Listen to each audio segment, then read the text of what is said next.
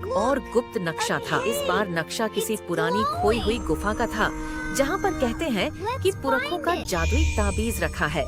उस ताबीज से जंगल की कई समस्याओं का हल निकल सकता था, लेकिन गुफा तक जाने के लिए उन्हें इस बार बड़े बड़े पहाड़ों को पार करना था, जहाँ पर बर्फीली हवाएं चलती हैं और मुश्किल चढ़ाई है।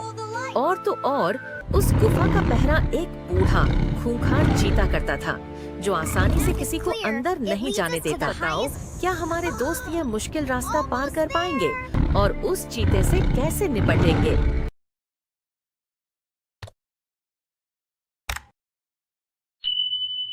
एक बार एक जंगल में टिंकू नाम का एक खरगोश, मोंटू बंदर और चंपक हाथी तीनों बहुत अच्छे दोस्त थे। एक दिन उन्हें जंगल में एक पुराना नक्शा मिला, जिस पर खजाने का रास्ता बना था।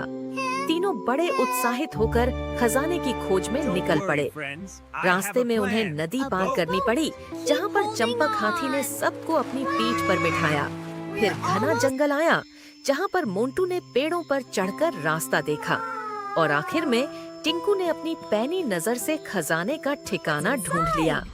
जब उन्होंने बक्सा खोला तो उसमें बहुत सारी स्वादिष्ट गाजर और फल थे। तीनों ने मिलकर खूब मजे से खाया और समझा कि साथ मिलकर काम करने से कोई भी मुश्किल आसान हो जाती है। गाजर के बक्से के नीचे एक और गुप्त नक्शा था। इस बार नक्शा किसी पुरानी खोई हुई गुफा का था, जहाँ पर कहते हैं कि पुरखों का जादुई ताबीज रखा है।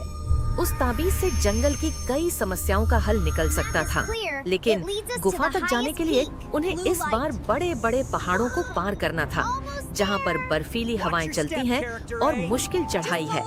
और तो और उस गुफा का पहरा एक बूढ़ा खूंखार चीता करता था, जो आसानी से किसी को अंदर नहीं जाने देता। टिंकू, मोंटू और चंपक ने हिम्मत जुटाई और निकल पड़े ताबीज की खोज में। बर्फीली हवाओं के कारण पहाड़ पर चढ़ना बहुत मुश्किल लग रहा था, लेकिन चंपक हाथी ने अपनी बड़ी सूंड से सबको पकड़े रखा। मोंटू उछल उछल कर आसान रास्ता दिखाता और टिंकू जहाँ लगता कि बर्फ कमजोर है, वहाँ पर सावधान कर देता। आखिर में वे गुफा के पास पहुँचे, जहाँ चीता पहरा दे रहा था। उसने गुर्राकर उन्हें डराने की कोशिश की, लेकिन टिंकू ने शांति से कहा कि वे कोई बुरा काम नहीं करना चाहते, बल्कि जंगल को बचाना चाहते हैं। उसकी बातें सुनकर चीते को कुछ समझ में आया और उसने उन्हें अंदर जाने का रास्ता दे दिया। गुफा के अंदर पहुंचकर उन्हें बढ़िया जादुई ताबीज मिल गया। जैसे ही रोशनी थमी, टिंकू ने देखा कि जंगल का एक हिस्सा बहुत सूखा हुआ था, जहाँ पर पेड़ पौधे मुरझा रहे थे। उसने ताबीज को उस जगह पर रखा और अचानक से वहाँ पर पानी की छोटी सी धारा बहने लगी, और देखते ही देखते वह पूरा इलाका हरा भरा हो गया। ये देखकर जंगल के सारे जानवर हैरान रह गए और खुशी से नाचने लगे।